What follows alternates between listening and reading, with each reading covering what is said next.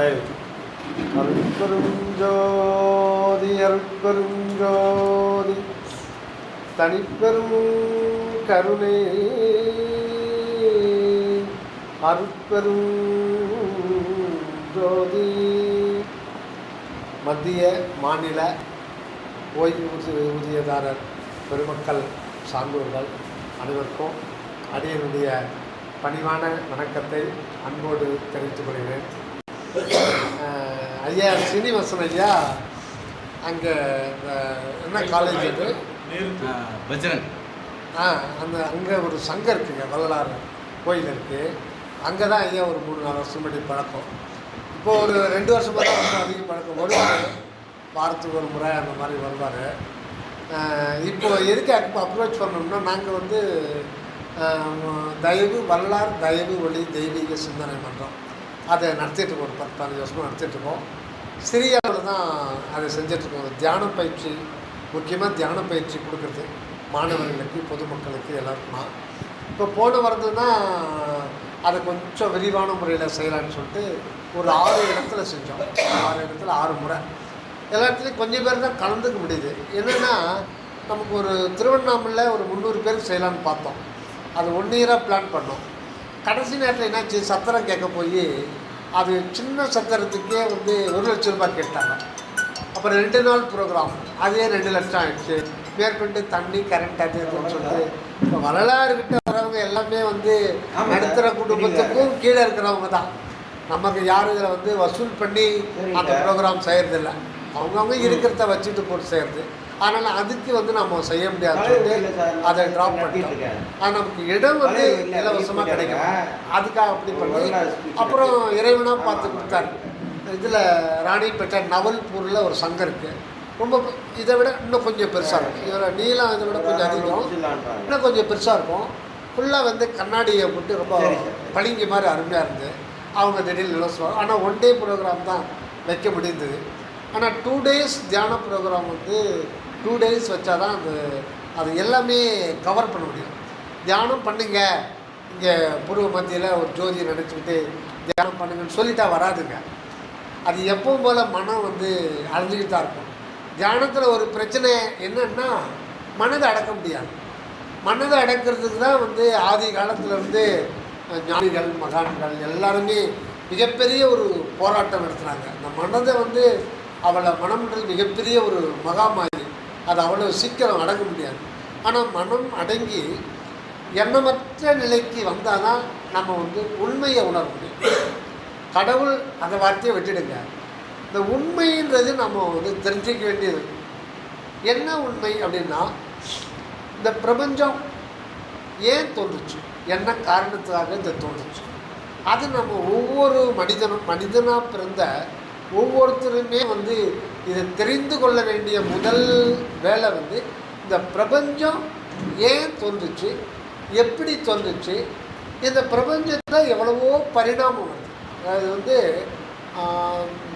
அடியன் 1983 leather factory technician work பண்ணிட்டுருந்தேன் அங்கே ராணிப்பேட்டை லாலாப்பேட்டையில். அப்போ மதியம் லஞ்சு முடிச்சுட்டு ஒரு கொஞ்சம் தள்ளி டீ கடை போனோம். அப்போ பேப்பர் படித்தேன். பேப்பரில் ஒரு சைடில் ஒரு சப்ஹெட்டிங் போட்டிருந்தாங்க. இந்த உலகம் எப்படி தோன்றியதுன்றதுக்கு விஞ்ஞானிகள் என்ன சொல்கிறாங்கன்னா, 17,000 கோடி ஆண்டுகளுக்கு முன்பு தான் இந்த அவங்க கருத்து தான். இது ப்ரூஃப்லாம் பண்ணி காமிக்க முடியாது. இப்போ சூரியன் இருக்குது, சூரியனுக்கும் பூமிக்கும் தொலைவு 15 கோடி கிலோமீட்டர்ன்றாங்க. ஆனால் டேப்பு போட்டு அளந்தாங்க. ஆனால் கரெக்டாக இருக்கும். என்ன முன்ன பின்ன 1 கிலோமீட்டர் 2 கிலோமீட்டர் வித்தியாசமே ஒழிய கரெக்டாக இருக்கும்.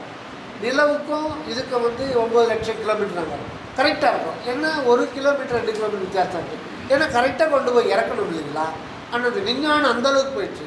ஆனால் எப்பொழுது தோன்றியதுன்னு யாராலும் கணிக்க முடியாது. அதுக்கப்புறம் 10-15 வருஷத்துக்கு அப்புறம் பார்த்திங்கன்னா 1700 கோடி ஆண்டுகளுக்கு முன்னாடி தோன்றும். அப்போ இந்த கருத்து வேறுபாடு இருந்துகிட்டே இருக்கு. சரிங்க, அதுக்கு முன்னாடி பிரபஞ்சம் தோன்றதுக்கு முன்னாடி என்ன இருந்தது? இது மனிதன் மட்டும் சிந்திக்கக்கூடிய ஒன்று. மற்ற ஜீவராசிகள் சிந்திக்க முடியாது. அதுக்கு மனமும் இல்லை. ஆனால் மனிதன் சிந்திக்கலாம் இல்லை, சிந்திக்கிறோம். சிந்திக்கலைன்னா இந்த வாழ்வுக்கு நாம் ஏன் வரவழைக்கப்பட்டோன்றது புரியவே புரியாது. அப்போ எப்படி போயிட்டுருக்கு நம்ம வாழ்வுன்னா, மற்ற விலங்கினங்கள் போல தான் நமக்கும் பசி எடுக்குது. அதுக்கு அது ஒரு கட்டுப்பாடு கிடையாது. எதனாலும் போட்டு மேய்ஞ்சிட்டு போயிடும். அதுக்கு சமையல் பண்ணி சாப்பிட்றோன்னு இல்லை. அவனுடைய ஃபிசிக்கல் சிஸ்டம் புல்லு செடி கொடி மறைஞ்சு அது இயற்கை. அது மாதிரி மனிதனை தவிர எத்தனையோ மொத்தம் 84 லட்சம் வகைன்றாங்க வளரார். 80 காக்கானா அது ஒரு வகை, அதுலேயே சில வகை. ஆனால் ஒன்று ஒன்று கவுண்ட் பண்ணும்போது நாய் அது ஒரு வகை. 84 லட்சம், கிட்டத்தட்ட 1 கோடி வகையே, 1 கோடி வகை. அதில் ஒரு வகையை தான் மனிதன். மனிதன் மட்டும்தான் எல்லாத்தையும் அனலைஸ் பண்ண முடியும் டோட்டலாக. அண்டம் பிண்டம் மனிதன், நம்ம ஏன் வந்தோம், இந்த வாழ்வுக்கு எதனா ஒரு அர்த்தம் இருக்கா, what is mean by life, லைஃப்னா என்ன, எதுக்கு வந்தோம், மனிதன் எங்கேருந்து வரான், எங்கே போகிறான். இப்போ திடீர்னு நீருக்கு ஒரு நல்லா மழை பெஞ்சு ஆற்றுல வெள்ளம் போது எப்போ பபிள்ஸ் வரும்னு சொல்ல முடியாது. திடீர்னு வரும். அந்த சர்ஃபேஸில் இருக்கிற ஏர் டப்புன்னு லாக் ஆகும். அது லாக் ஆகும்போது பபிள்ஸ் ஆகி எப்போ ஓடிடுது. அதே மாதிரி தான் நம்ம திடீர்னு வரோம். வந்துட்டு பசி எடுக்குது, அதை தவிர்க்க முடியாது. இது ஒரு மாயை. நம்ம உணர்வில் பசி எடுக்குது. வயிற்றுக்கு பசி எடுக்காதனா இல்லை, பசிக்கு வயிற்றில் இல்லை பசி, எல்லாமே உணர்வில் தான் எடுக்குது. நம்ம உணர்வுக்கு பசிக்குது, வயிற்றுக்கு குடலுக்கு எந்த உணர்ச்சியும் கிடையாது. ஆனால் நமக்கு இங்கே தான் தெரியுது, அந்த மாதிரி தெரியுது.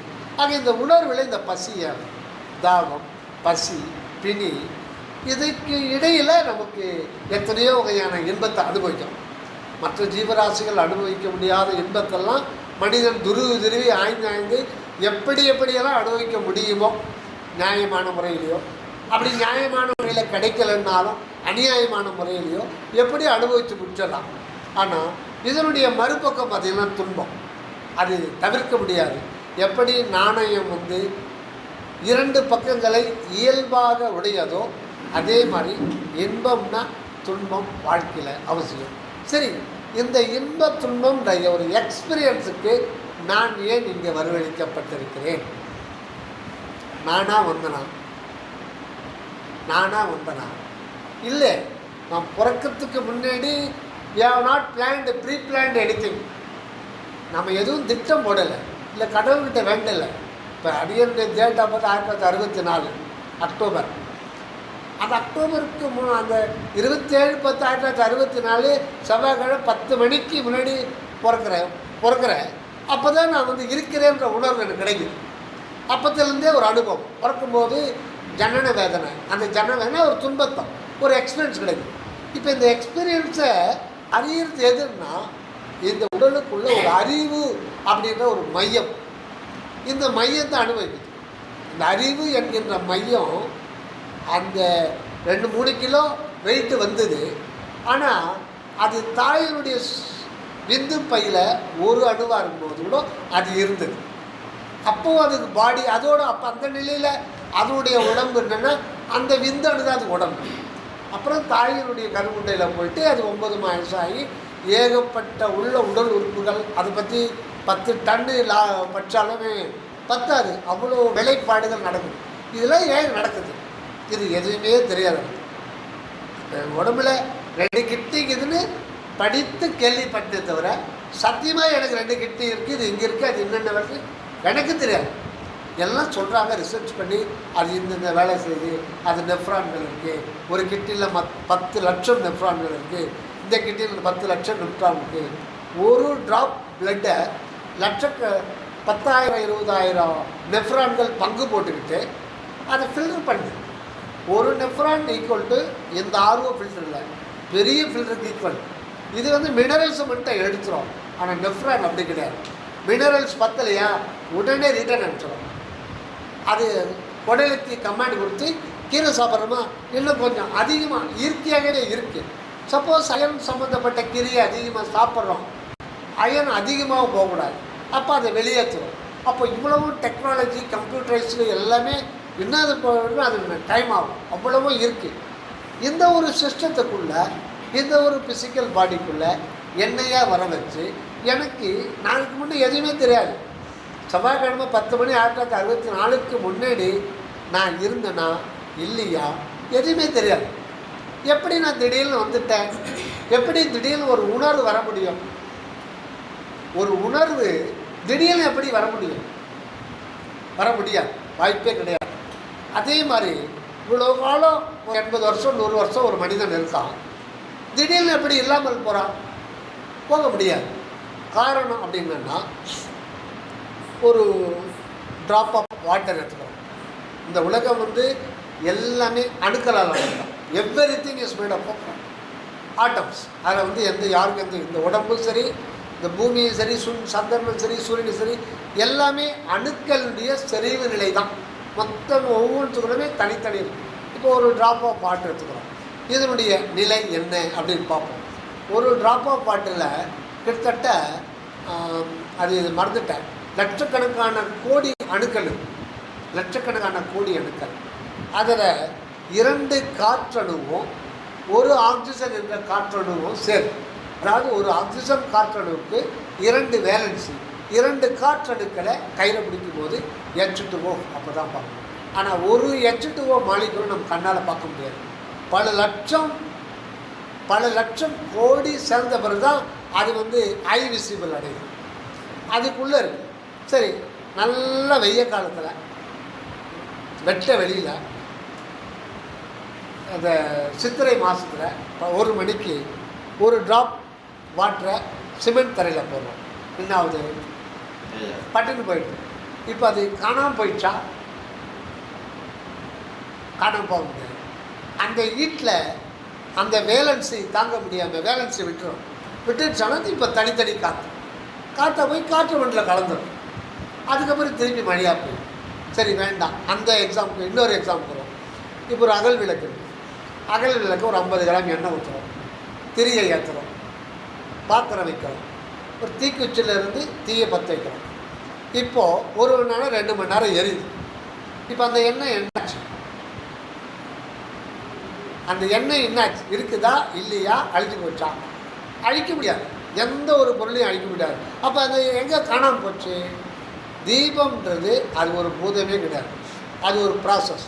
நம்ம இந்த தீயை ஃபயரை ட்ரான்ஸ்ஃபர் பண்ணும்போது ஆக்சிஜன் அதில் கூட ரியாக்ட் ஆகி அந்த வெப்பத்தில் அணுக்களுடைய வெளிச்சுற்றில் வெப்பம் ஏற்பட்டு அது ஒரு ஹீட் ஃபார்ம் ஆகி இப்போது அந்த fat molecules, saturated fat unsaturated fat, இந்த பாண்டில் டப்புன்னு உடைஞ்சு உடனே அது தனித்தனி அணுக்களை போய் அதுவும் எப்படி H2O காற்று வெளியில் கலந்துட்டோ. ஏன்னா காற்று, ஆயில் இதெல்லாம் மினரல்ஸ் கிடையாது, ஏதோ கொஞ்சம் இருக்கும். அது எல்லாமே வந்து வெவ்வேறு ரேஷியோவில் காற்றணுக்கள் கலந்து தான். அதுலேயும் ஹைட்ரஜன் இருக்குது, ஆக்சிஜன் இருக்குது, நைட்ரஜன் இருக்குது, கார்பன் இருக்குது, எல்லாமே இருக்குது. இதனுடைய விகிதாச்சாரம், இதனுடைய பாண்டு இது பெருசு. ஃபேட் மாலிகுலுடைய பாண்டு பெருசு. ஆனால் மொத்தமே அதை ஃபயரில் உடையுது. ஆனால் வாட்டரு ஹீட்லேயே உடைஞ்சிருது. அதில் ஃபயரிங் ஆனால் அதை உடைக்க முடியும். இப்போ அந்த ஃபயரிங் ஆகும் பொழுது, அது உடையும் பொழுது ஒரு ப்ராசஸில் தான் நம்ம தீபத்தை பார்க்கணும். தீபம் எழுதுனா அது ஒரு process, chemical reaction, nothing but chemical reaction is going on. அந்த ப்ராசஸ் போயிட்டுருக்கு. அந்த நேரத்தில் நம்ம அந்த வெளிச்சத்தை பார்த்து முடிஞ்ச அது ஆகின பிறகு அது எல்லாமே இதில் கலந்துருக்கு, வெட்ட வெளியில் கலந்துருக்கு. ஆக விஞ்ஞானிகள் ஒரு ஹைட்ரஜன் அணு இருக்கு,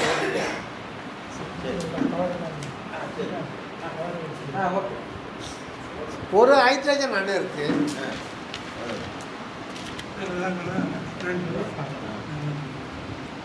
ஒரு ஹைட்ரஜன் அணு எடுத்துப்போம். அதில் இதுதான் நடக்குது உள்ள. அதை நம்ம பார்த்து விஞ்ஞானிகள் சொல்கிறாங்க, நமக்கு ஒன்றும் தெரியும்.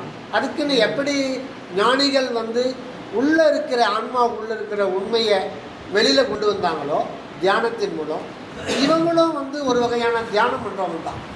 சயின்டிஸ்ட், இந்த காலத்து சயின்டிஸ்ட் வந்து கூகுளில் எல்லாத்துலையும் இருக்காங்க. இப்போ வந்து காசு தான், 10 லட்சம் சம்பளம் அந்த மாதிரி. அந்த காலத்தில் நியூட்டன் ஆகட்டும், தாமஸ் ஆகட்டும், அவங்களாம் யார் காசு கொடுத்தாங்க? அவங்க வந்து ஒரு அர்ப்பணிப்போட 40 வருஷம் 50 வருஷம் வாழ்க்கையில் கஷ்டப்பட்டு அவங்க பைத்தியாரம் வந்து இருக்காங்க. தலைக்கு எண்ணெய் தட மாட்டாங்க, சாப்பிட மாட்டாங்க. அவங்களும் ஒரு வகையான தியானம். அவங்க ஞானிகள் வந்து உள்ள, இவங்க வந்து ஒன்றத்தையே நினச்சிக்கிட்டு வேறு சிந்தனையே பண்ண மாட்டாங்க. அது என்ன அது என்ன அது என்ன அது என்ன அந்த சிந்தனையில். அப்போது உண்மையை வந்து தானானே வெல்ல இவங்களாம் கண்டுபிடிக்கிறது. பட்டுன்னு உண்மை வந்துடும். அப்படி அந்த உண்மை வந்து ஓகே, உண்மை வந்து தானாக வந்துடுது. அந்த மாதிரி பல உண்மையை உள்ள நம்ம கண்ணுக்கு தெரிகிற உலகத்தில் இருக்கிற பொருள்கள், ஆற்றல்கள், கெமிக்கல், இந்த பாடியில் என்னென்ன இருக்குது, இதனுடைய உண்மையெல்லாம் பார்த்தீங்கன்னா இப்போ ஒரு 150 வருஷத்துக்கு முன்னாடி தான் எல்லாத்தையும் வெளியில் கொண்டு வந்தாங்க. இதுவும் ஒரு வகையான தியானம் தான். இதுவும் தியானம்ன்றதுன்னா மனதை அலைய விடாமல் அந்த எண்ணங்களெல்லாம் செதுக்கி ஒன்றன் மீது குவிக்கும் பொழுது உண்மை வெளிப்பட்டுவிடும். நாங்கள் ஒரு உதாரணம், தியானம்ன்றது என்ன அப்படின்னா எண்ணங்களற்ற நிலையில் மனதை குவிக்கும் போது உள்ளகிற உண்மையை வெளிப்படும், வெளியில் இருக்கிற உண்மையை வெளிப்படும். அதாவது எந்த பொருளை பற்றி தெரிஞ்சுக்கலாம், எந்த ஆற்றலை பற்றி தெரிஞ்சுக்கலாம், சூரியனை பற்றி தெரிஞ்சுக்கலாம், செவ்வாய் கிரகத்தை பற்றி தெரிஞ்சுக்கலாம், இதை பற்றின எல்லாத்தையும் பற்றியும் தெரிஞ்சுக்கலாம். அதுக்கு ஒரே ஒரு எண்ணங்கள் விகசித்து அங்கங்கே இருக்கிறவங்களாம் தெரிஞ்சிக்க முடியாது. ஒரே கான்சன்ட்ரேஷன் தான். நான் 9வது படிக்கிறோம். எங்கள் ஊரில் விவசாயம் பண்ணுறவங்க அப்புறம் விவசாயத்துக்கு தான் நாங்கள் தறி நெய்வோம். எங்கள் மேலூரில் வந்து எல்லாம் ஏழைகள் தான். பின்னாடி இருக்கிறவங்க நாயுடுங்க. இது சொல்லக்கூடாது, ஜாதியை பற்றி வரலாறு சொல்லக்கூடாது, ஒரு பேச்சு சொல்லணும். அவங்க வசதியாக இருந்தாங்க. அப்போ வந்து விவசாயம் நல்ல ஒரு முகடு. அவங்கெல்லாம் பார்த்தீங்கன்னா இந்த பிள்ளைங்கள்லாம் பார்த்தீங்கன்னா ஆயின் பண்ண சட்டை தான் போட்டு வரோம். இப்போ எங்கள் அம்மாலாம் துவைச்சி பானையில் அனுப்பி வச்சுருவாங்க. அதை அப்படியே கூட வைக்க மாட்டாங்க, எல்லாத்தையும் போட்டு பானையில் அனுப்பி அதை எடுத்தோம்னா ஒரு மொத்தம் மடிப்பாக இருக்கும். அதை பார்த்த உடனே எங்களுக்கெல்லாம் அவங்கள பார்த்தா படிப்போம், அவங்க சொக்காயே பார்த்துட்டு அப்படியே நிற்போம். அதெல்லாம் அயன் பண்ணுவோம்டா, அப்போ அயன் பாக்ஸ் வாங்கி வச்சுக்கிறாங்க. அப்போ அந்த இந்த கண்ட்ரோல் இல்லாமல் ஒரு அயன் பாக்ஸ் வரும் சாதாரண, அதை வச்சுருப்பான். அதெல்லாம் அப்படியே பார்ப்போம், அவன் சொக்காயே பார்ப்போம். அந்த மாதிரி அவன் என்ன பையன்னா அவங்க அப்பா என்கிட்ட ஏதோ ஒரு லென்ஸ் வாங்கி கொடுத்துருக்காங்க. அந்த லென்ஸ் எடுத்துகிட்டு இது பண்ணிங்கன்னா எல்லோரும் நாங்கள் கிளாஸ் ரூமில் 50 பேர் 9வது செக்ஷன் இன்னமும் இருக்கே, அவன்லாம் அவனை சுற்றி இருக்கிறாங்க. நாங்களும் போனான். அவன் அந்த இன்டர்வல் டைமில் வெயிலில் அதை காமிக்கிறான். அவன் வச்சுருக்கிற அந்த கிளாஸுடைய இதில் இப்படி பேப்பர் வெள்ளை பேப்பர் வச்சுட்டான். அந்த சன்லைட்டு நேராக அதை பிடிக்கிறான். என்னடா இவன் பிடிக்கிறானேன்னு பார்த்துக்கினே தான் எல்லோரும். அந்த சன்லைட் வந்து இப்படி பரவிட்டே இருக்கும். இந்த குளிரன்ஸ் என்ன பண்ணும், அது இப்படி பரவி வருது. அது கம்ப்ளீட்டாக மேக்ஸிமம் அதை கொண்டு வந்து ஒரு பாயிண்ட்டு, ஒரு புள்ளி அளவில் அப்படியே வச்சு அந்த பேப்பரில் இந்த லைட்டு புள்ளி அளவு போடும்போது அவனுடைய வெப்பம் அதிகமாகும். ஒரு 5 நிமிஷம் முடிச்சுட்டாருன்னா பேப்பர் பற்றிக்கிச்சு. நாங்களாம் என்னென்ன அது வரைக்கும் நாங்கள் பார்த்ததே இல்லை. அவன் நேரடியாக காமிக்கிறானே, அவ்வளோ ஆச்சரியம். அப்போது சூரிய ஒளி வெப்பத்தை ஒரு பாயிண்டில் பண்ணும்போது பேப்பரை பற்ற வச்சோம். அதே மாதிரி தான் எண்ணங்கள் அற்ற நிலையில் மனதை சில மணி நேரம், பல மணி நேரம், சில நாட்கள் இருந்தோம்னா நம்ம அறியாத ஒரு ரகசியத்தை உள்ளே போனால் உள்ளக ரகசியம் தெரிஞ்சுக்கலாம். இந்த உள்நிலைன்னு ஒன்று இருக்குது. இந்த உலகத்துக்கு அப்பால இன்னொரு உலகம் இருக்குது, அது உள்ளே இருக்குது. அந்த உலகத்தில் இருக்கிற ரகசியத்தை கடவுள்ன்ற வார்த்தையை இப்போ பேச வேண்டாம். ஒரு ரகசியம் இருக்குது, வெளியிலே ரகசியம் இருக்குது. வெளியில் வந்து எண்ணற்ற சக்திகள். ஒரு ஆட்டம் எடுத்துக்கிறோம்னா அதெல்லாம் விஞ்ஞானிகள் கண்டுபிடிச்சு சொல்லுவாங்க. 3 துகள்களால் ஆனது எந்த ஒரு ஆட்டம் எடுத்துக்கிட்டோம், அது ஹைட்ரஜன் ஆக்சிஜன் ஆகட்டும், இல்லை தங்க அணுவாகட்டும், இல்லை மினரல்ஸ் ஆகட்டும், சால்ட் ஆகட்டும், எல்லாமே அணுக்களால் ஆனது தான். எல்லாத்துலேயுமே பொதுவானது புரோட்டான், நியூட்ரான், எலக்ட்ரான், 3 துகள்கள். அது வந்து இது எனர்ஜி தான் அப்படின்னு சொல்ல முடியாது, அல்லது இது ஒரு பார்ட்டிகள் அப்படின்னு சொல்ல முடியாது. ஆனால் 3 ஒன்று சேர்ந்து ஒரு வேரியபிள் சப்ஸ்டன்ஸாக வந்துடும். ஒவ்வொரு அணுவுக்கும் ஒரு அணு எடை வந்துடுது. அதனால் ஒவ்வொரு இதுவும் இதுதான் இது வேரியபிள் சப்ஸ்டன்ஸா இல்லை ஒரு எனர்ஜி மாத்திரமா அப்படின்னு சொல்ல முடியாது. ஆனால் 3 ஒருத்தர் வந்து சேரும் பொழுது அது வந்து அந்த ஆட்டம் வந்து ஒரு வேரியபிள் சப்ஸ்டன்ஸாக வந்துடுது. அப்போ கண்ணுக்கு தெரியும். இப்போது நடுவில் புரோட்டான் அதோட வந்து நியூட்ரான் இருக்க, வெளி சுற்றில் எலக்ட்ரான் துகள். இப்போ ஹைட்ரஜனுக்கு மட்டும் ஒரு எலக்ட்ரான், ஒரு புரோட்டான், ஒரு நியூட்ரான். இது எலக்ட்ரான் வந்து அது ஒரு ரவுண்டாக சுற்றிக்கிட்டே இருக்கும். எவ்வளோ நேரம் அப்படின்றதுக்குள்ள 2200 கிலோமீட்டர் இருக்கும். யாருக்கு தெரியும் ஏன் சுற்றுது? சரி அது சுற்றுது, கண்டுபிடிச்சி இப்படி தான் சொன்னாங்க. இப்போ இதுக்கு நமக்கு எலக்ட்ரிக்கல் படிக்கிறவனுக்கு மட்டும்தான் அது தேவைப்படுதா, நமக்கு தேவைப்படாதுன்னா அது வரணும். அவனுக்கு மட்டும் இல்லை, நமக்கு கண்டிப்பாக இது தெரிஞ்சாகணும். இது ஏன் சுற்றுது, அது யார் சுற்ற வைக்கிறது, அது கரெக்டாக குறிப்பிட்ட ஆர்பிட்டில் சுற்று. ஒரு தங்க அணு வச்சுக்கிட்டோம்னா எனக்கு சரியாக நம்பர் ஞாபகம் இல்லை, அதில் 74 72 புரோட்டான் நியூட்ரான் எலக்ட்ரான், அதுவும் அதே தான், எடை தான் கூடுமே ஒழிய அந்த அணு சைஸ் கூடிய மட்டத்தில் ஒரே அளவுக்கு தான் இருக்கும். இப்போது ஒரு ஹைட்ரஜனுக்கு ஒரு எலக்ட்ரான் தான், அது ரொம்ப மைன்யூட்டு. அதாவது ஒரு குண்டு ஊசி நுனியில் ஒரு 1,00,000 ஹைட்ரஜன் அணுக்கள் உட்காரும் அப்படின்னா அது ஒன்று எவ்வளோ செஞ்சுருப்பாங்க. அப்போ அந்த ஒன்றில் இருக்கிற அந்த துகள், அந்த எலக்ட்ரான்ற பார்ட்டிகள் 2200 கிலோமீட்டர் போது விஞ்ஞானிகள் ஆதாரத்தோட ப்ரூவ் பண்ணுறாங்க. 2000 ஒரு வினாடியில் 2200 கிலோமீட்டர் ரவுண்டாக சுற்றிடுவாங்க. இப்போது ஆர்டிஓ ஆஃபீஸுக்கு போனால் 8 போட்டு காட்ட சொல்கிறான் இல்லைங்களா, இப்படி போடணும். ஸ்ட்ரைட்டாக நம்ம போகலாம், 80 கிலோமீட்டர் வேகத்தில் போகலாம், 100 கிலோமீட்டர் போகலாம். ஒரு கருது வந்ததுன்னா 100 கிலோமீட்டர் வேகத்தில் போனால் கீழே விழ வேண்டியது தான். ஏன்னா கிராவிட்டி ஃபோர்ஸ் தடுக்கும், அதுக்கேற்ற மாதிரி சாய்க்கணும். இதே ஸ்பீடில் போனால் பிக்கப் பண்ண முடியாது, கீழே விழுந்து தொலைக்க வேண்டியது தான். பெரிய கருவு வருதுன்னா 30க்கு குறைச்சி தான் அதை பிக்கப் பண்ண முடியும். ஒரு ரவுண்டு போட முடியும்னா போட முடியாது. வண்டி தான் 80 கிலோமீட்டர் வேகத்தில் தான், அதே கிலோமீட்டர் வேகத்தில் அதே கிலோமீட்டர் 8 போட முடியுமா, 5 கிலோமீட்டர் வேகத்துக்கு மேலே போட முடியாது. ஆனால் இது ரவுண்டு சுற்றுது, ஒரு செகண்டுக்கு 2600 கிலோமீட்டர் எப்படி சுற்றுது, ஏன் சுற்றுது, யார் அதை சுற்ற வைக்கிறது? அப்போது இவ்வளோ உண்மையும் நடந்தது. இப்போ பூமிக்கு 1 மணி நேரத்துக்கு 1670 கிலோமீட்டர் வேகத்தில் தண்ணி சுற்று 1 மணி நேரம். இது எத்தனையோ 1700 கோடி வருஷமாக சுற்றிட்டு இருக்கு. இதான பரவாயில்ல, இதாவது பரவாயில்ல. இது தன்னைத்தானே சுற்றிக்கிட்டு அதை நிப்பாட்டாமல் சூரியனை ஒரு நீள்வட்ட பாதையில் சுற்றிக்கிட்டு அதோட ஸ்பீடு என்ன அப்படின்னா 1,07,000 கிலோமீட்டர் மணிக்கு. 1 மணி நேரத்தில் 1,07,000 கிலோமீட்டர் வேகத்தில் அந்த பூமி சுற்றுது. அது மேலே தான் நம்ம உட்காந்துருக்கோம். நமக்கு எதனா சேர்க்கிக்கிட்டா 80 கிலோமீட்டர் ஓரத்தில் போகிற விட்டு, நான் 60 கிலோமீட்டர் ஓரத்தில் போகிற விட்டா நான் கொஞ்சம் தூரம் அங்கே போனோம், ஸ்ரீராம் காலேஜ் வரலாம், கொஞ்சம் ட்ராப் பண்ணுறேன்னு சொல்லிட்டோம். ஆனால் கொஞ்சம் அறியாத வயசு பையன் கைத காலை முறுக்கிற மாதிரி குறுக்கணும்னா அப்போ நம்ம ஆளை கீழே கையை காலை வச்சு கையில் குத்துறோம்ப்பா, எப்போ வேணாம் நான் இறங்கிற நடந்தே வந்து ஒரு பயம். ஆனால் இது தன்னைத்தானே சுற்றிக்கணும். இப்போ நாம் இப்படியே சுற்றிக்கிட்டு கோயிலுக்கு போகிறோம், இப்படி சுற்றிக்கிட்டு வர்றோம். சுத்தரி நின்றுட்டு தான் இப்படி சுற்றுறமே தவிர இப்படி சுற்றிக்கிட்டே கோயில் சுற்ற முடியுமா? முடியாது. தன்னைத்தானே சுற்றிக்கிட்டு அதை விட வேகமாக சுற்றுது. இது ஏன் சுற்றுது? இந்த அப்படி சுற்றுறதுக்கும் என்னுடைய வாழ்க்கைக்கும் என்ன சம்பந்தம் இருக்குதா இல்லையா? அது சுற்றலை ஒருத்தர் நம்ம தூக்கி வீசப்படுவோம். ஸ்பேஸில் வாழவே முடியாது, காற்றுலேயே இருக்க பூமியில் நாம் நிற்க முடியாது.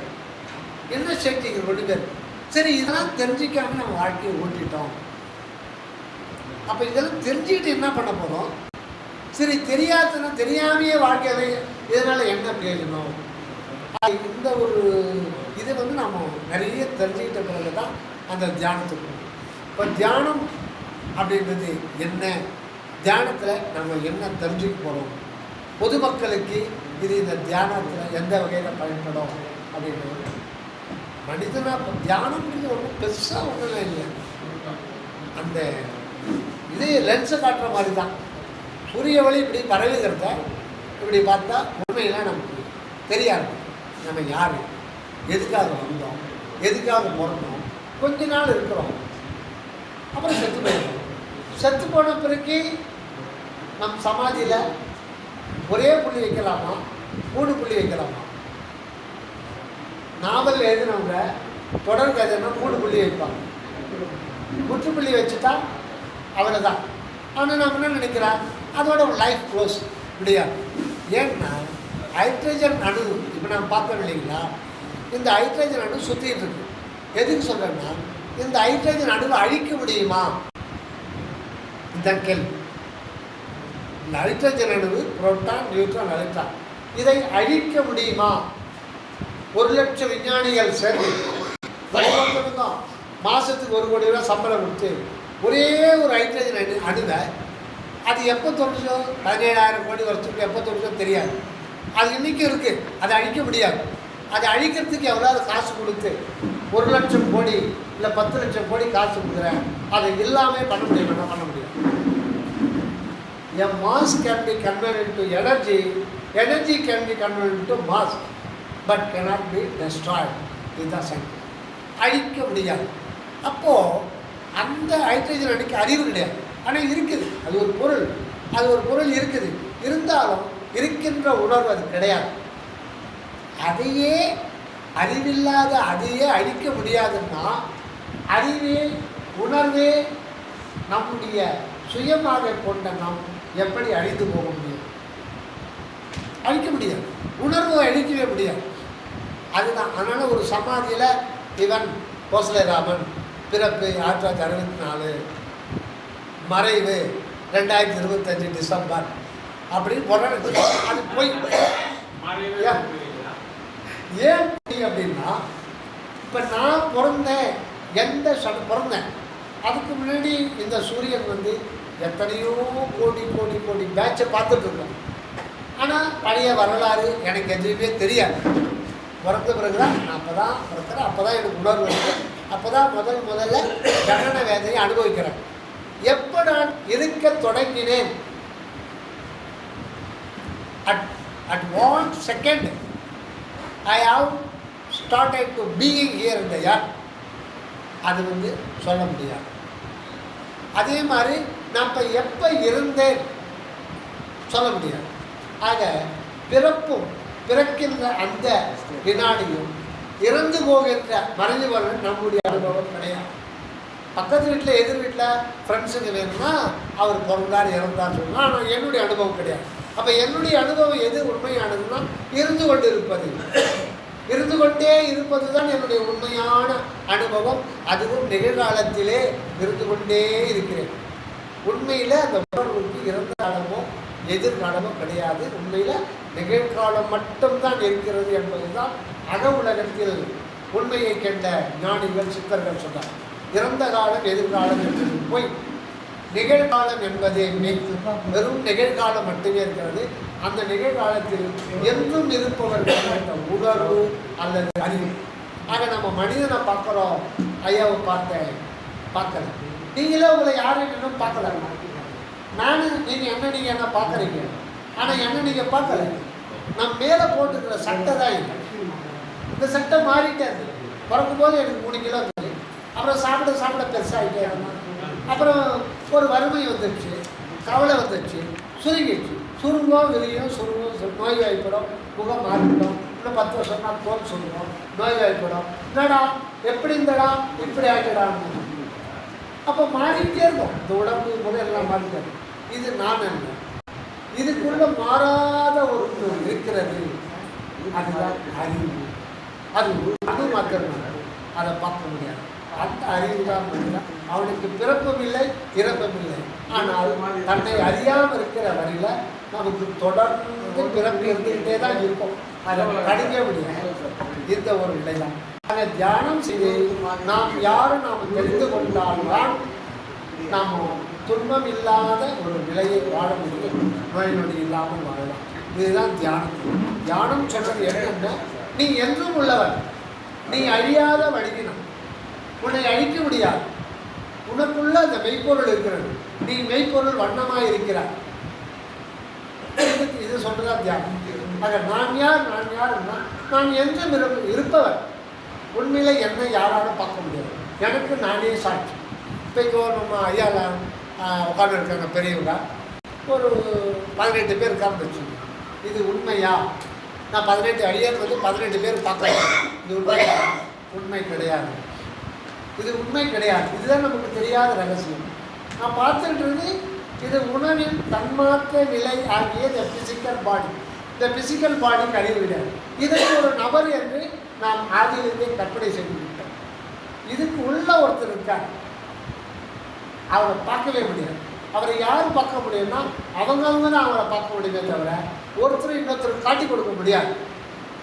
ஆனால் மேலே போத்தன தோலை தான் நான் பார்ப்பேன். இந்த தோலில் மேலே போத்த 3-5 அடுக்கு சொல்கிறாங்க வேதாந்தத்தில். அன்னமய கோஷம், அதாவது அன்னமய கோஷம்னா இது உடம்பினால் ஆன ஒரு உடம்பு, உடம்பினால் ஆன ஒரு உடம்பு. மனோமய கோஷம் இது எண்ணங்களால் ஆன ஒரு உடம்பு, அது சூக்குமானது. பிராணமய கோஷம், பிராணம் ஆக்சிஜன் காற்று உள்ளே போயிட்டு ஆற்றல் கொடுத்துட்டே இருக்கும், உஷ்ணத்தை கொடுத்துட்டே இருக்கும். நம்ம உடம்புல உஷ்ணமும் ஆற்றலும் எல்லாம் வந்துக்கிட்டே இருக்கும். அது ஒரு பிராணமய கோஷம். அப்புறம் விஞ்ஞானமய கோஷம், அப்புறம் ஆனந்தமய கோஷம். இந்த 5 கோஷங்களுக்கு அப்பால ஒருத்தர் இருக்கான், அவன் தான் நீ. சரி, அவன் அறியல்னா என்ன? அவன் அறியல்னா மீண்டும் மீண்டும் பிரிப்பிட்டே இருக்கும். இப்போ கவர்மெண்ட் ஜாப் கிடைக்குது, சென்ட்ரல் கவர்மெண்ட் ஜாப்பு. ஆனால் அடுத்த பிறகு அது கிடைக்குமா? சொல்ல முடியாது. எப்படி சொல்ல முடியாது. அதனால் காலம் உள்ள போது நம்மை அறிந்தோம்னா எத்தனை கோடி கோடி கோடி யுகங்கள் ஆனாலும் நாம் ஆனந்தமாய் வாழலாம், அழியாது வாழலாம், இன்ப துன்பம் இல்லாது வாழலாம். அதுக்குள்ள ஒரே ஒரு துவாரம் தான் தியானம். தியானம் சொல்லிட்டு நம்ம பயப்பட வேண்டாம். மற்ற சிந்தனைகள் விடுத்து நான் யார், எங்கிருந்து வர்றேன், பஸ் எடுக்குது, என்னுடைய வாழ்க்கையை நான் பார்க்குறேன், என்னுடைய வாழ்க்கையை திரும்பி பார்க்குறேன். எனக்கு 80-75 வயசு ஆகிடுச்சு. என்னுடைய வாழ்க்கையை பிறந்தேன், தினசரி பஸ் எடுக்குது, உடம்புக்கு பஸ் எடுக்குது, உணவு கொடுக்குறேன், அது பின்னாடி மனமாற்றம் இருக்குது, இப்படியே போயிட்டே இருக்குது. ஆனால் எதுவும் தெரியாமல் இருக்கு. நம்ம உடம்புல இதயம் ஒரு நிமிஷத்துக்கு 72 கூட பம்ப் பண்ணுது. அது ஏன் பம்ப் பண்ணுது நம்ம கேட்டது இல்லையே. அது உதவி செஞ்சுதே. 5 மாதம் 4 மாதத்திலேயே தாய் கருப்பையில் இதயம் வளர்ச்சி அடைஞ்சு துடிக்க ஆரம்பிச்சிருது, பம்பை நாட்டு மருத்துவர்கள் சொல்கிறாங்க. அன்னைக்குலேருந்து இன்னைக்கு வரையில் அது வேலை செஞ்சுட்டே இருந்தது. இப்போ ஒரு உதாரணம், ஒரு கற்பனை. நான் நைட்டு தூக்க போகிறேன், நீ தூக்கமாக திடீர்னு ஒன்று பேசுது, யாரோ பேசுகிறாங்க, ஆளை பார்த்தா தெரியல, நான் தான் பேசுகிறேன். நீ ஆளே தெரியல, நான் தான் பேசுகிறேன், குரல் மட்டும் கேட்குறேன். ஏப்பா உன்னுடைய இதயம் தான்ப்பா நான் பேசுகிறேன். ஓ, இதயம் பேசுறியா? ஒரு கற்பனை. ஆச்சரியமாக இருக்கே. இல்லை, நான் கிட்ட ஒன்று கேட்கலான்னு ஆசைப்பட்றேன். உனக்கு 61 வயசாகிடுச்சு. உனக்கு 61 வயசுலேயும் ஒரு நிமிடத்துக்கு 72 முறை இப்படி துடிக்கிறோம். இது அனிமேஷனில் பாருங்கள், யூடியூப்பில் இப்படி பண்ணும். பம்பு விவசாயத்தில் பம்ப் வைக்கிறாங்கல்ல, கிணத்துல அப்படி பண்ணும்போது எடுக்குது. அதே வேலை ஒரு மோட்டார் பீச் அடிக்கிறதுனால 72,000 நாடி நரம்புக்குள்ள தொலைக்குள்ளே அந்த ரத்தம் போயிட்டே இருக்கும். இப்போ மூளையில் இருக்கிற நரம்பு பார்த்தீங்கன்னா ஒரு மயிரிடை அளவு தான், அதுக்குள்ளே துவாரத்துக்குள்ளே இந்த ரத்தம் போகுது. இது எல்லாத்துக்கும் அந்த இதயம் தான் காரணம். அப்போ இதயம் பேசுது. நான் இதுவரையில் ஓய்வே எடுத்ததில்லை. இப்போ நீ என்ன பண்ண போகிற? இல்லை, நான் ஓய்வு எடுக்க போகிறேன், ஏன் டிஸ்டர்ப் பண்ணுறேன்? நான் ஒன்றும் டிஸ்டர்ப் பண்ணல, நீ ஓய்வு எடு. நீ டெய்லி ஓய்வு எடுக்கிற, 10 மணி நேரம் தூங்குறேன். நான் ஒன்றும் கேட்கல, ஒன்றே ஒன்று மட்டும் கேட்குறேன். நான் ஒரு நிமிஷம் நான் கூட ஓய்வு எடுக்கலான்னு பார்க்குறேன். அவ்வளோதான், ஒரே ஒரு நிமிஷம் நான் ஓய்வு எடுத்துக்கலான்னு பார்க்குறேன். அதனால் கேட்குறேன். நீ ஓய்வு எடுத்தா நான் எவரெஸ்ட் 4 பேரோட தூக்கிட்டு போவாடா, ஐயோ அறந்து போயிட்டு. ஆனால் அந்த இதயத்துக்கு எப்போவாது எப்படி சொல்லியிருக்கோமா? ஐயோ இதயம் வலிக்குது, தூக்கி அப்போலோ ஹாஸ்பிட்டலுக்கு ஏன்ட்டு இருக்கு 5 லட்சம் பணம். ஆனால் பிளாக் ஆகி போச்சு, பைபாஸ். அப்போ தான் இதயத்தை பற்றி நினச்சி பார்க்கணும். இதுவரையும் நினச்சது இல்லையே, நன்றி சொல்லது இல்லையே, நம்ம தான் செய்யுது. இது ஒன்றா ஏகப்பட்டு இருக்கு. ஆனால் எதுக்கு நான் நம்பி சொன்னதில்லை. ஆனால் கண்ணு சசிகலை சொல்லணும், காக்கா காக்கா, கணங்கள் காக்கா, மூக்கை காக்கா, நாக்கா காக்கா. அவன் காத்துக்கிட்டு தானே இருக்கான், கடவுள் காத்துக்கிட்டு தானே இருக்கான். இதெல்லாம் காத்துக்கு நன்றி சொன்னான். நீ மேலும் காத்து காத்து காத்து காத்துன்னு சொன்னா தப்பாக நினச்சிக்காதீங்க.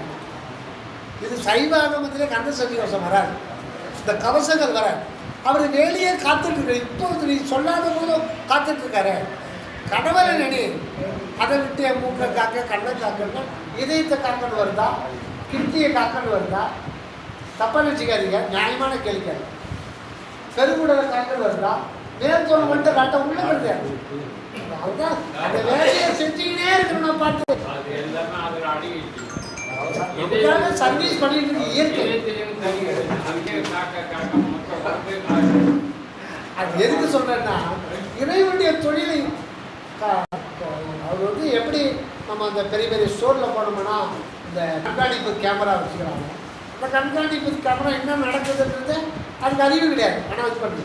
ஆனால் இந்த கண்காணிப்பு கேமரா கட்டளை எடுத்து இந்த ஒவ்வொருத்துக்கும் ஒவ்வொரு செல்லுக்கும் கட்டளை எடுத்து அதுகிட்ட போய் இந்த காக்குனே காக்குன்னா உன்னுடைய நீ கருப்பையில் இருக்கும்போது இதயத்தை உருவாக்கி கொடுத்துச்சு, காத்துச்சு, எல்லாத்தையும் வளர்த்தது. அப்போ எப்போ சொன்ன போன இப்போ பயம் வந்துச்சு. என்ன வருமோ, ஆட்டில் ஓட்ட வருமோன்னு ஒரு பயம் வந்துச்சு. Business doing business with God, அதை காப்பாற்று அதை காப்பாற்று. அன்போடு உருகி அது குறைவாக கண்டு எப்போது மனிதனை எழுத விடுறாங்க. ஐயா ஒரு 2 நிமிஷம். ஓகே, முடிச்சிடும். அடுத்த வாரம் 16/3/2025 ஞாயிற்றுக்கிழமை மாலை 6 மணி 7 மணிக்குள்ளாக எனது பேட்டிக்கு மஞ்சள் நீராட்டுவார். அனைவரும் கலந்து கொள்ளுமாறு அன்புடன் கேட்டுக்கொள்கிறேன். 16 அக்டோபர் ஞாயிற்றுக்கிழமை சண்டே வீட்டில் அட்ரஸ் சொல்லிருக்கேன். அவ்வளோதான். நன்றி சார்.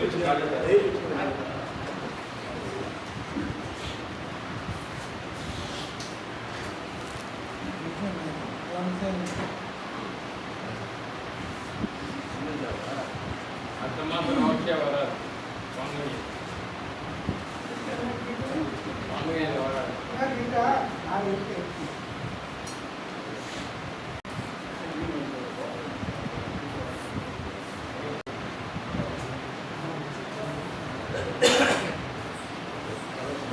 முடிச்சுங்களா? இந்த ஆன்மீகத்தினுடைய நோக்கம் என்னன்னா, ஆன்மை அகம் அறிதல். இதுதான் ஆன்மீகம். ஆன்மீகம்னா என்ன? ஆன்மை அகம் அறிதல். ஆன்மைன்னா பெருசாக ஒன்று அறிவு. அறிவு என்கின்ற ஒன்று நம்மளால் பார்க்க முடியாது, அதுதான் நம்ம இருக்கும். அதை நாம் சார்ந்து கொண்டோமான வாழ்க்கையில் அமைதியும் ஆனந்தமும் அழியாத வாழ்வும் சேரும். மேற்கொண்டு பிறவி எடுக்காமல் இருக்கலாம். இப்போ இருக்கிற பிறவியில் நோய் நொடிகள் அணுகாது. எப்பேற்பட்ட நோய், கொடிய நோய், எத்தனையோ மருத்துவமனையில் ஏறி இறங்கிட்டேன், எத்தனையோ டாக்டரை பார்த்துட்டேன், எத்தனையோ மருந்து சாப்பிட்டேன், எல்லாரும் கைவிட்டாங்க. நிலையில் எனக்கு கிட்னி 95% போயிடுச்சு, செத்து போயிடுன்னு சொல்லிட்டாங்க. இந்த உள்ளொளி தியானத்தினால நம்ம ப்ராக்டிஸ் பண்ணணும். தியானத்தினால பரிபூரண சுகம் பெறலாம். இது சத்தியம். இது வரலாறு சொல்லணும். நம்பினால் நம்புங்கள். இது வந்து மருந்தில்லா மருத்துவம். மருத்துவம் மட்டும் அல்ல, இது மருந்து மட்டும் இல்லை. அனைத்து தரப்ப மனக்கவலை, பயம், சோதனை, வேதனை, நமக்கு வரப்போகிற ஆபத்துகள், நடக்கக்கூடாத விபத்துகள், இதெல்லாம் தடுத்து கொள்ளலாம். வாழ்க்கையில் ஆக மொத்தத்தில் சிம்பிளாக நம்ம என்ன சொல்லணும்னா, நிம்மதியாக வாழலாம், அமைதியாக வாழலாம். இதுதான் உள்ளொளி தியானத்துடைய பெருமை. அதனால் இது வந்து நாங்கள் செஞ்சுட்டு இருந்தோம். இப்போது அப்புறம் ஐயா சொன்னார், நீங்கள் வந்து பாருங்கள் எப்படி இருக்குன்னு சொல்லிட்டு. அதை பார்த்தா நல்லா பிடிச்சிருக்கு. நிறைய பேர் வரணும்னா வெளியில் கூட ஒரு பந்தல் போட்டுருக்கோம். ஆனால் நீங்கள் எல்லாம் பெரியவங்க ஆதரவு. இந்த வருஷத்துக்கு ஒரு முறை மட்டும் ஆதரவு. 2 days ப்ரோக்ராம். காலையில் 6 மணிக்கு ஆரம்பித்து சாயந்தரம் 6 மணிக்கு முடிஞ்சது. பொதுமக்கள், மாணவர்கள் எல்லோருமே மாணவர்களாக இது போய் சொல்லிச்சோன்னா, இன்றைக்கி மாணவர்கள் என்ன நிலையில் இருக்காங்கன்னு எல்லாருக்குமே தெரியும். ரொம்ப அவலமான நிலை. பெண் பிள்ளைகள் கூட தண்ணி அடிக்கிறாங்க. ரொம்ப கெட்டு குட்டிச்சவராகிடுச்சு. அந்த நிலை காரணம் ஆன்மீக கல்வி இல்லாத குறை. பள்ளி படிப்பில் எடுத்த உடனே A² B² C² சொல்லி கொடுத்தா அவனுக்கு என்ன தெரியும்? எடுத்த உடனே நீ யாரு அப்படின்னு தெரியும். நீ யாரு, எங்கிருந்து வந்த, எங்காவது வந்த, இந்த பிரபஞ்சம் ஏன் தோன்றியது, இதுக்கு எதனா லட்சியம் இருக்கா, இந்த பரிணாமம்லாம் எப்படி வந்தது, ஆதி மனிதன் ஆடையின்றி தெரிந்தான், காய்கனியை பறித்துதான், அதெல்லாம் நினைச்சு பார்க்கணும். அப்புறம் பரிணாமம் கொஞ்சம் கொஞ்சமாக வந்து அப்புறம் கல்லை கூட உபயோகம் தெரிந்து கொண்டான், கல்லை எப்படி உபயோகம் தெரிந்து கொண்டான். அப்புறம் இரும்பை பண்ணான், அப்புறம் நெருப்பை பற்றி கண்டு பயந்தவர், அப்புறம் நெருப்பினால் பயன்படுது. இப்படிலாம் பரிணாமம் அடைந்திருக்கு. 40 லட்சம் மற்ற உயிரினங்கள் தோன்றி எத்தனையோ 400-500 கோடி ஆனாலும் மனித இனம் தோன்றி 40 லட்சம் வருடங்கள் ஆகுது என்று அந்த விஞ்ஞான ஆராய்ச்சியாளர்கள் கூறுகிறார். 40 லட்சம் வருடமாக நம் பரிணாமம் அடைஞ்சு இன்றைக்கி தான் ஒரு 15 வருஷம் இருந்தால் செல்ஃபோன். இந்த செல்ஃபோன் நம்ம உபயோகப்படுத்துகிறோம்னா எது இல்லைன்னா உபயோகப்படுத்த முடியாது. எலக்ட்ரோ மேக்னெட்டிக் ஃபீல்டு அது இந்த பிரபஞ்சம் முழுது நிரம்பியிருக்கு. மின்காந்த அலை இயக்கம் அது இல்லைன்னா நம்ம இதுக்கு வேலையே இல்லை. இப்போ நம்ம பேசுகிறது, நீங்கள் பேசுகிறது நீங்கள் ஜெர்மனியில் கூட கான்டாக்ட் பண்ணலாம் உடனே அடுத்த செகண்டே. அது யார் ஒயராக இருக்குது. இந்த மின்காந்த அலைகளோடு அந்த மெக்கானிக்கல் வாய்ஸ் எலக்ட்ரிக்கல் வாய்ஸாக மாற்றி அதை எலக்ட்ரானிக் சிக்னலாக மாற்றி எலக்ட்ரோ மேக்னெட்டிக் ஹேண்ட் ஓவர் பண்ணுறது தான் இதோட வேலை. அது ஹேண்ட் ஓவர் பண்ண அடுத்த செகண்டு, ஒரு செகண்டுக்கு 3 லட்சம் கிலோமீட்டர் வேகத்தில் அது பாஸ் ஆகிடுது. எங்கே போகணுமோ அதை கண்ட்ரோல் பண்ண சிஸ்டம் வந்துடுது. கரெக்டாக அவனுக்கு மட்டும் போகணும். ஆனால் ஆக்சுவலாக எல்லா இடத்துக்கும் பரவிடுது, எல்லா இடத்துக்கும் பரவிடுது. இந்த பூமியில் எல்லா இடத்துக்கும் நம்ம பேசுறது பரவிடுது. ஆனால் அப்படி பரவினா பிரச்சனைக்குரியதாகிடும். ஐயாவும் நானும் எந்த ரகசியம் பேச முடியாது. அதனால் இதை கண்ட்ரோலுக்கு கொண்டு வர்றான் மனிதன். அவர் மட்டும்தான் கேட்க முடியும். இப்போ ஜூம் மீட்டிங் வைக்கணும்னு வச்சுக்க, ஒருத்தர் அமெரிக்காவில் இருப்பார், ஒருத்தர் ஜெர்மனியில் இருப்பார், ஒருத்தர் நார்வேயில் இருப்பார், ஒருத்தர் லண்டனில் இருப்பார், ஆஸ்திரேலியா இருப்பார். எல்லாத்துக்கும் போயிடும். அது கண்ட்ரோல். அதே மாதிரி நம்ம ஒருத்தர்கிட்ட பேசுகிறோம்னா இந்த பூமி சர்ஃபேஸ் எல்லாத்துக்கும் பரவிடும். ஆனால் யாரும் அதை உபயோகப்படுத்த முடியாது. அந்த கண்ட்ரோல் இதில் வச்சுருக்கான். அந்த எலக்ட்ரோ மேக்னெட்டிக் வேவ்ஸு எப்போவுமே எத்தனை கோடி கோடி கோடி கோடி யுகமாக இருந்துகிட்டு இருக்கு. ஆனால் இப்போ தானே கண்டுபிடிச்சிருக்கான். அது ஏன் இன்னும் கண்டுபிடிக்காது எவ்வளவோ நிறைய இருக்கான். எத்தனையோ லைட் இயர்ஸ் கப்பாலாம் மனிதர்கள் வாழ்ந்துட்டு இருக்காங்க. இப்போ சமீபத்தில் ஃபோட்டோ எடுத்துட்டாங்க. ஒரு பூமியில் வேறு அண்டத்தில் ஒரு பூமியில் ஒரு டவுனில் லைட் இருக்கு. சரி, ஆக அது இதோட முடிச்சு ரொம்ப நேரம் போர் அடிச்சு. அதனால் இப்போ அந்த தியானம் தியான பயிற்சி மூலம் பப்ளிக் எந்த வகையில்னா, இப்போ பார்த்தீங்கன்னா சுகர் ப்ரெஷர், வீட்டுக்கு வீடு சுகர், பிபி, பைபாஸ் சர்ஜரி, மூட்டுவலி, காலம் ஃபுல்லாக மனுஷன் இந்த தியான பயிற்சி பழகணும். கொஞ்சமாக பழகிட்டு உண்மை நிலைக்கு வர ஆரம்பிச்சிட்டாங்க. தியானம் கை கொடுன்னு சொன்னால் அது கொஞ்சம் கொஞ்சமாக அது வந்து சாப்பிட்டே இருக்காங்க. கொஞ்சம் கொஞ்சமாக விலகி ஒரு மாத்திரையே சாப்பிட வேண்டாம். அதே மாதிரி என்ன ப்ராப்ளம் இருந்தாலும் நயா பைசா செலவு பண்ண வேண்டாம். மருந்தில்லா மருத்துவம். அந்த மருந்தீஸ்வரர் நமக்குள்ளதாக இருக்கு. அந்த வைத்தீஸ்வரர், மருந்தீஸ்வரர், அவர் உள்ளொளி, நமக்குள்ள உள்ளொளின்னு ஒரு நிலை இருக்குது. அது இருக்கிற இடம் தலைக்கு நடுவில். ஆனால் அதை பார்க்க முடியாது. அந்த உள்ளொளி அதுதான் வல்லார் அருள் பெருஞ்சோதி இருக்கார். இதில் எந்த சாதி, சமயம், மதம் எல்லாம் கூடாது, கற்பனையே கூடாது. பொதுவானது யார் வேண்டாம். கிறிஸ்டியன் ஃபாலோ பண்ணலாம், கிறிஸ்டின் ஃபாலோ பண்ணலாம், புத்திஸ்ட் ஃபாலோ பண்ணலாம், இந்து ஃபாலோ பண்ணலாம். நாம் வந்து புறத்தில் என்னன்னா போட்டுக்கலாம். ஆனால் கடவுள்ன்றது ஒருத்தர் தான் உறுதியாக, பல கடவுள் கிடையாது. அதே மாதிரி கடவுளை புறத்தில் பார்க்க முடியாது. முயற்சி பண்ணாதீங்க. எத்தனை 1000 வருடங்கள் சேர்ந்தாலும் இறைவனை புறத்தில் கண்டு அடைய முடியாது. ஏன்னா அவன் உள்ளுக்குள் உள்ளாக இருக்கிறான். அதனால தான் கடவுள் என்ற பெயரே வந்தது. கடவுள் 2 சொல் இணைக்கப்பட்டது. கடந்து செல். இந்த உடல் உணர்வு, அப்புறம் மன உணர்வு, அப்புறம் ஜீவன். வெளிக்குள் வெளிக்கடந்து உள்ளத்தான் பார்க்கணுமே தவிர வெளியில் இறைவனை பார்க்க முடியாது. அதனால் வெளியில் தேடாதீங்க. உள்ளதை உள்ளபடி இறைவனை உங்களுக்குள்ளத்தான் இறைவன் இருக்காரே தவிர கற்சிலைகள்லையோ சிற்ப ஆலயங்கள்லையோ இதெல்லாம் கற்பனையாக செய்யப்பட்டது. உள்ளே இருக்கின்ற ஒன்றை வெளியில் காமிக்கிறது ஒரு உதாரணத்தை காமிச்சாங்க தவிர உள்ளுக்குள்ளதான் இருக்க தவிர வெளியில் எல்லாம் ஏற்பாட்டு கர்த்தர்கள், செயற்கை, எல்லாமே செயற்கை. ஆனால் நமக்குள்ள இருக்கிறது இயற்கையாகவே இருக்காது. ஏன்னா நாம் இயற்கையாக என்றும் உள்ளவர்கள். அறிவு என்கின்ற ஒரு அணுதான் நாம். அதுதான் சித்தாகாசம் சொல்லுவோம். ஆகாசம் சித்துன்னு அறிவு, சித்தாகாசம் நாம் அறிவு ஆகாய மனமானவர்கள். ஆனந்த உண்மையில் நம்முடைய வந்து ஆனந்தம் மட்டும்தான் நமக்கு அனுபவம். ஆனால் அப்படி இல்லை வாழ்க்கையில் துன்பத்திலே நோய் நொடியும் எவ்வளவோ பிரச்சனைகளை நம்ம வாழ்நாளில் ஒவ்வொரு நாளும் சந்திக்கிறோம். பல பேருக்கு வந்து இன்னைக்கு பொழுது எப்படி போவோம் அப்படின்னு, ஒரு சில பேர் எங்கே ஒரு கையில் அப்படி தான் வாழ்க்கை போயிடுது. எத்தனை கோடி பேர் ஒருவேளை சாப்பாட்டுக்கு இல்லாமல் இருக்காங்க. இதெல்லாம் ஏன் வருது? காரணம் இந்த சாதி சமயம் மதம் இது எல்லாம் ஒரே இனத்தை துண்டு துண்டு துண்டு துண்டு ஆக்கிற வேலையை நல்லா செய்யறது சாதி சமயம் மதம் கடவுள். ஒரே மனித இனம். இந்த அண்டத்தில் ஒரு சூரியன் தானே, இந்த உடம்புல ஒரு உயிர் தானே, 10 உயிராக இருக்கும். அப்படி இருக்கும்போது ஏன் இவங்க வந்து இந்த மதவாதிகள் சமயவாதிகள் இத்தனை இதை கற்பித்திருக்காங்க? அதை சாடகத்தில் தான் வரலாம். சாதியிலே சமயங்களிலே சாதி கோத்திர சண்டையிலே ஆதியிலே அபிமானித்து அலைகின்ற உலகில் ஏன் வீணை அழைத்து போகிறீங்க? அந்த ஆண்டவர் அருள் தான் கடவுள். தனிப்பெரு கருணை என்கிற ஒரு உணர்வு அதுதான் கடவுளாக இருக்குது, அதுதான் உள்வொழியாக இருக்குது. அது உனக்குள்ளே இருக்குதான் எல்லாத்தையும் பண்ணிட்டு இருக்கு.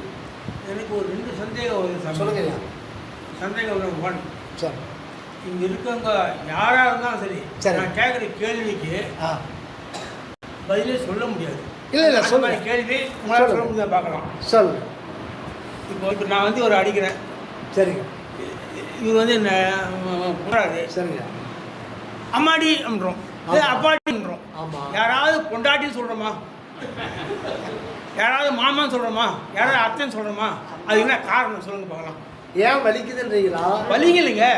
இப்போ இவர் வந்து நான் அடிக்காது அம்மாடி அப்படின்னு நான் உட்காடுறேன். ஆமாம். இல்லை அப்பாடி அப்படின்றாங்க. யாராவது கொண்டாடி சொல்கிறாங்களா? சொல்ல மாட்டாங்க. அதுக்கு என்ன காரணம்? அம்மா அப்பா தான் நம்மளை ரொம்ப அன்பு ஆதியிலேருந்து பிறக்கும் போது. யாராவது மாமா சொல்கிறாங்களா, அத்தன் சொல்கிறாங்களா, இல்லை பாட்டின்னு சொல்கிறாங்களா, பொண்ணே இல்லை பையனே இல்லை தாத்தா எதுவும் சொல்கிறேன். என்ன காரணம்னு கேட்குறேன். அது அம்மா அப்பா. அம்மா அப்பான்றதுல குழந்தை முதல்ல அம்மான்னு சொல்லுதா அப்பான்னு சொல்லுதா? ஒரே ஒரு எழுத்து சொல்றப்பா. முதல்ல சொல்லணும். எதை சொல்லு? அம்மா தான் சொல்லணும் மேக்சிமம். அம்மானே சொல்லுதா? இல்லை எப்படி சொல்லு? அப்புறம் ஒரு எழுத்து தான் சொல்லு. ஒரு எழுத்து தான் சொல்லு. அதே இங்கிலீஷ்ல என்ன வருது பாருங்க. பாருங்க அதே உச்சரிப்பாங்க. அம்மா மகன் வருதுங்களா? அப்ப இதுக்கு பின்னாடி ஏதோ ஒரு சீக்ரெட் இருக்கு. அது எப்படி சீக்ரெட் இருக்கு? அந்த சீக்ரெட் தமிழ் எப்படி இருக்குன்னா கா நா சா நா மொத்தம் மெய் எழுத்து 18 மெய் எழுத்து. 18 மெய் எழுத்த பாதியா புலங்க 9. இந்த பக்கம் 9, இந்த பக்கம் இப்படி இருந்து 9 வரும்போது என்ன சொல்லுங்க? இப்படி இருந்து வரும்போது 9 என்ன சொல்லுங்க? மெதுவாக சொல்லுங்க. பாவர்த்தி இந்த பக்கத்து கடைசி வரணுமா? இப்படி வந்தாங்கன்னா 9வது கரெக்டா. 9 அப்படின்னா ஆணு மல்லன் பெண்ணு மல்லன் அழிய மல்லன். 9ன்னா நவம். நவம்னா புதுமை. நவம்னா எப்பொழுதுமே எவர் ஃப்ரெஷ், எப்பொழுதுமே இருப்பவன், புதுமையாக இருந்து கொண்டிருப்பவன் அவன் தான் அம்மையும். உண்மையில அம்மையப்பன் அவன் தான். அதுதான் அந்த தமிழ் எழுத்துல எத்தனையோ லட்சம் வருடங்களுக்கு இது பண்ணும்போது அந்த பாவையும் மாவையும் இந்த பக்கம் பார்த்தாலும் 9, இந்த பக்கம் பார்த்தாலும் நடுவில் எடுத்து சேர்க்கும் போது அப்பா அம்மாவை சேர்த்தீங்கன்னா அந்த அர்த்தநாரீஸ்வரர் அப்படின்னு ஒருத்தர் கிடையாது. இறைவன் வந்து அம்மையாகவும் இருக்கிறார், அப்பனாகவும் இருக்கிறார். அவருடைய தத்துவம் தான் நமக்கு அம்மா அப்பா வர்றாங்களே தவிர இவங்க டெம்பரவரி அம்மா அப்பா தான். இவங்க வந்து அம்மா அப்பான்னு ஒன்று ஓரளவு பா எடுத்து மா 9 9 18 இல்லை இந்த பக்கம் வந்தா 18 பாதி 9 பாதி மெய் எழுத்துல நடுவுல இருக்கிறது தான் அம்மாவும் அப்பாவுமா இருக்கிறது. ஒரு மெய்ப்பொருள் தான். அந்த உள்ளொலினா உங்களுக்கு அம்மாவும் அப்பாவும் வந்து அனைத்து காரியங்களும் செஞ்சுட்டு இருக்கு. ஓகே, பசி எடுக்குதே சாப்பிட்டு அதோட சரி அதில் இருக்கிற மினரல் வைட்டமின் கார்போஹைட்ரேட் புரோட்டீன் எல்லாத்தையும் யாருக்கு பிரிக்குது, அம்மாவை பிரிக்கிறாங்க. நமக்குள்ள வந்து அந்த அம்மை அப்பனை போல கோடி கோடி பங்கு அதிக நெருக்க உடைய அன்புடைய அம்மையப்பன் நமக்குள்ள இருக்காங்க. கோடி தாயனையாய் கோடி தாயனையாய் ஒரு கோடி தந்தையனையாய் வாடினான்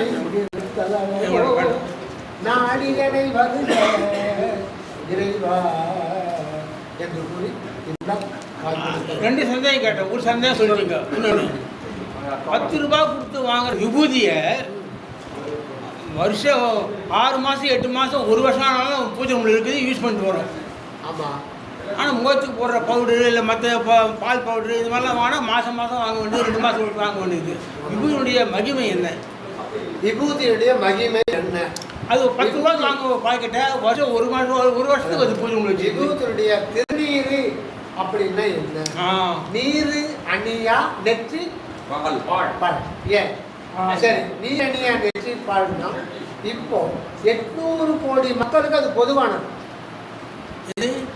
இப்போ இந்த உலகத்துல வாழறவங்க 800 கோடி மக்கள், இது வந்து பொதுவானது. சரி, அப்போ எல்லாரும் திருநீர் அணிஞ்சுப்பாங்களா? இல்லை, அணிய முடியாது. ஆமாம். சைவத்தில் திருநீர் அணிக 2% 3% இருக்க மாட்டாங்க. ஓகே.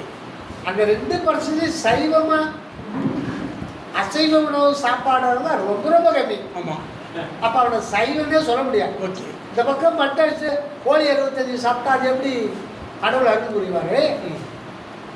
கடவுள் அருள் புரிய மாட்டார். ரைட்டு. அப்போ திருநீர் அணிந்தால் சொர்க்கத்துக்கு போகலான்னு சொல்லிட்டு திருஞான சம்பந்தர் சொல்கிறாரு. நீர் அணிந்தால் வானவர் மேலது நீர் அதெல்லாம் சொல்கிறாரு. ஆலவாயம் திருநீர் இது அணிந்தால் இறைவனோட வாழ்நாள் சொல்லி இவன் அணிஞ்சுக்கிட்டு ஞாயிற்றுக்கிழமை எண்ணெய் ஸ்நானம் பண்ணிட்டு ஆட்டுக்கறியான சாப்பிட்றான் திருநீர் விட்டுட்டு. அப்போ அது புனிதமா? எது புனிதம்? எப்படி புனிதமா? புனிதம்தான். நீங்கள் நினைச்சதான் முடியும். வச்சா பிள்ளையாரு, இல்லைன்னா சாணி தான், அது வெறும் சாம்பல் தான். அப்போ திருநீர் என்பது என்ன? திருநீற்றின் நிறம் வெண்மை. வெண்மை வெண்மை வந்து ஒளி உடையது. அந்த திருநீர் நீரு என்றாலே ஒளியை குறிப்பதுதான்.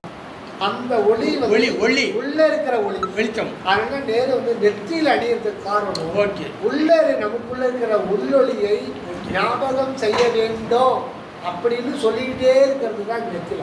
அதனால தான் பொட்டு இங்கே வைக்கிறோம். இதுக்கு நேர் உள்ளதான் அந்த உள்ளொளி இருக்கு. ஆனால் பார்க்க முடியும். அதை தியானத்தில் மட்டும்தான் அது பார்க்க முடியும்.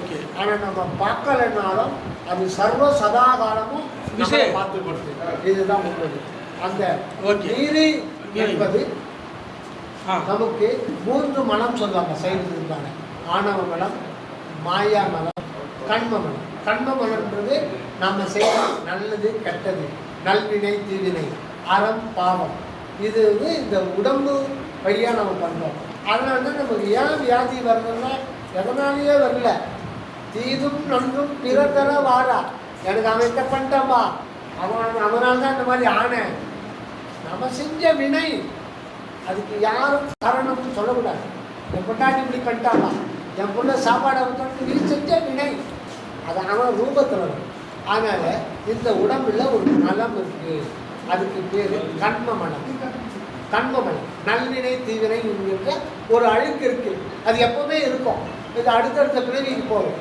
அந்த மனம் 3 பிரிவு. அந்த மனம் ஆகாமியம் சஞ்சீதம் ஆகாமியம். அடுத்தது வந்து பிராப்தம் ஆகாமியம் சஞ்சீதம். பிராப்தம்னு ஏற்கனவே ஆகாமியம் சஞ்சீதம். பிராப்தம்ன்றது ஏற்கனவே இருக்குது. பெரிய மூட்டை. அது வந்து கொஞ்சம் எடுத்து இந்த பிரிவில் கடவுள் கொடுத்துறாங்க. அதுக்கப்புறம் ஆகாமியம் இந்த பிரிவில் நாம் அந்த பகுதிக்கு கவுன்சிலராக இல்லாமல் நிறைய சேர்க்கணும். மனம் இருக்கு.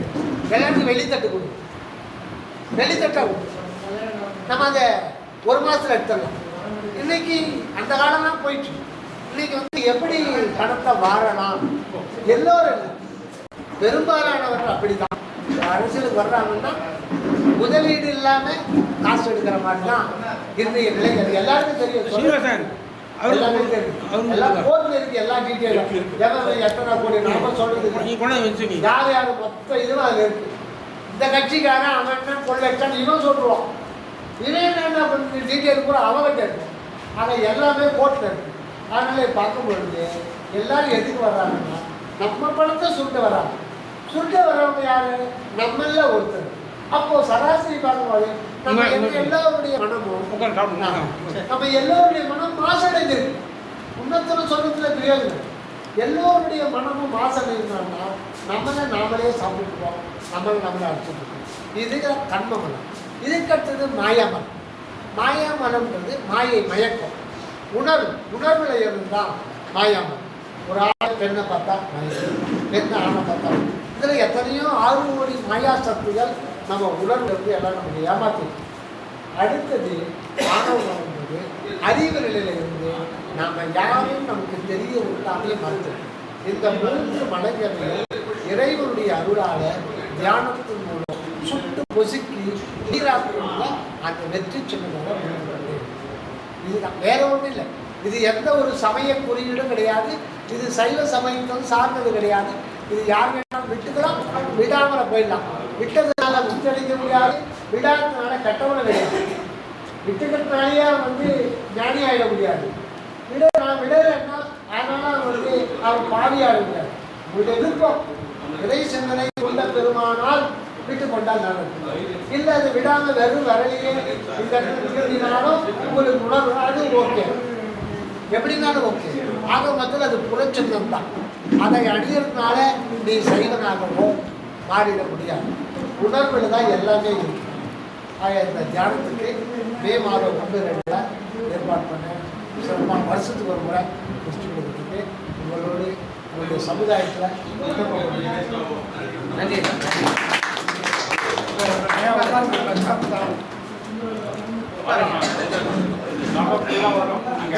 சீனிவாசன், இந்த கூட்டத்தில் என்னுடைய 2 சந்தேகங்களை தீர்த்து வைத்த நமது நண்பர் பேர் என்னங்க?